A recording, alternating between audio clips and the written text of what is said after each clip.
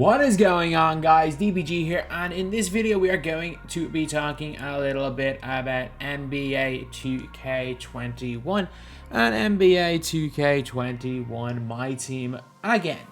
So basically, lads, we are coming into the last week.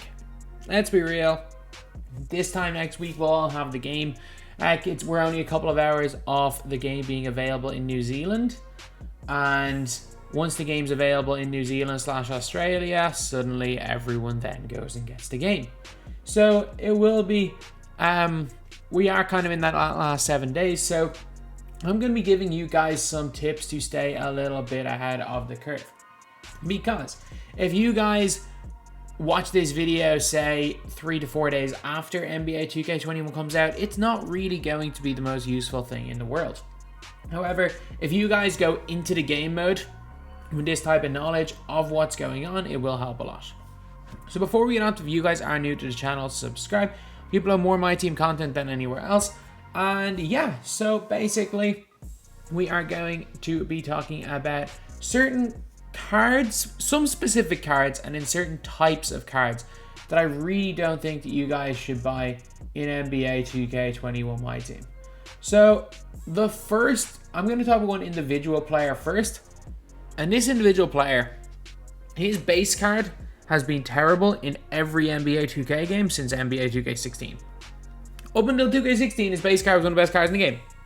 But every Lebron James, 17 was terrible, 18 was terrible, 19 was terrible, 20 was terrible.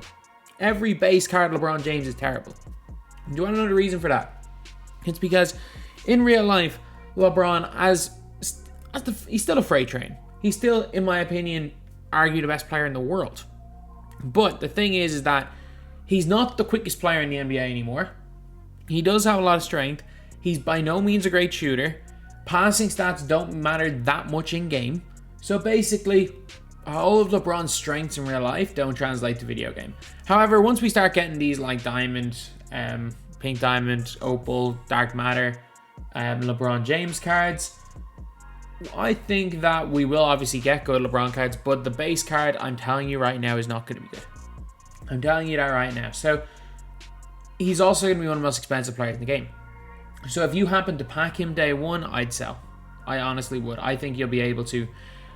I think this might be a little bit of a ridiculous statement, but I genuinely think that somebody like I'm not even going to say Donovan Mitchell, because Donovan Mitchell's going to be good. I think somebody like a Terrence Ross might end up being as good as a LeBron James. I'm not even kidding. If they do the domination rewards as evos, I can guarantee you at least one of those evos is better than LeBron James. So that's just the way you've got to look at it. He is not, there will be good LeBron cards. Even if he is your favorite NBA player, there will be great LeBron cards down the line. Trust me. Especially with the fact that Steph Curry's reward for seasons. I would not be surprised to see a LeBron James as that type of reward.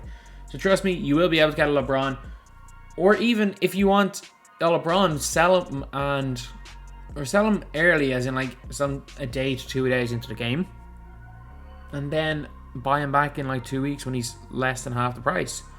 And that's kind of what I normally do with these high rate players. But LeBron in general is always one that is not good in game.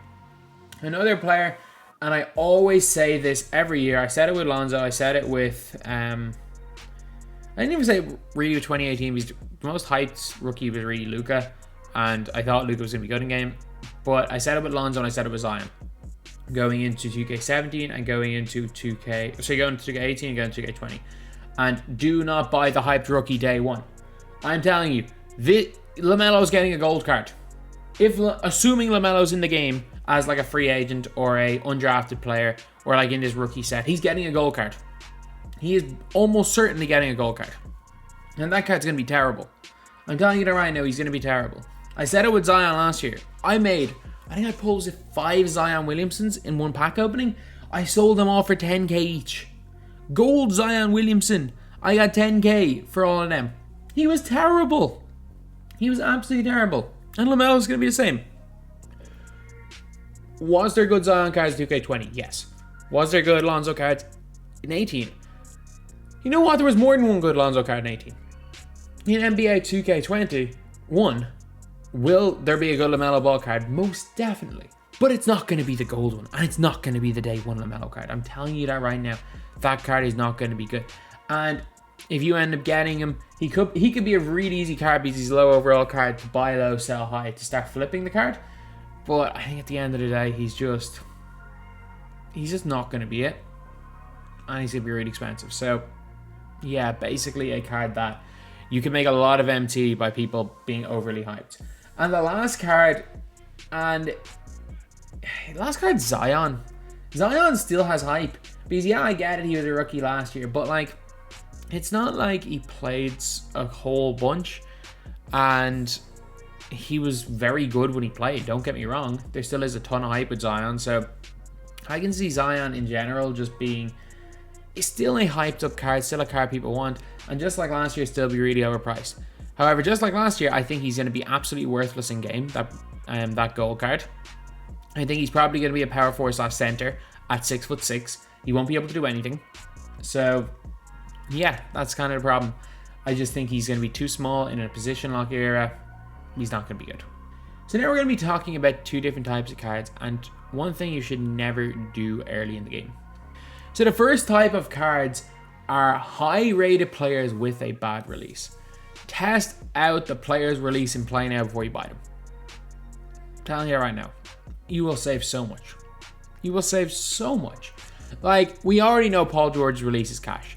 We know Kawhi Leonard's release is not half bad. But what we don't know is, for example, how Luka Doncic's release is going to be. His release was really good in 20. It was okay in 19. But it's hard to tell based on the quick draw. So you just never know how a player's release is going to be, what their time is going to be like. Heck, Dwayne Wade's release in 21 is terrible after being the best release in 2K20.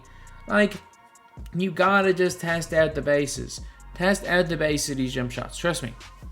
And also, it'll stop you from like overspending on bad cards or buying a card and trying them out for one game and realizing they're absolutely shocking. Especially for guards, release is extremely, extremely, extremely important. Then, next type of player that I don't think you guys should buy are expensive, low-rated cards. For example, all those rookies, there's going to be a lot of really expensive, low-rated cards. Unless you're looking for MyTEAM limited players, a lot of the time they're expensive to lock in sets. That kind of goes on to my other point, to not lock in sets early. That is definitely something that I would not advise to do, but that'll be more so in my like overall tips and tricks videos to not lock in everything early, because that kind of completely just destroys all your MT for cards that won't be worth anything in November.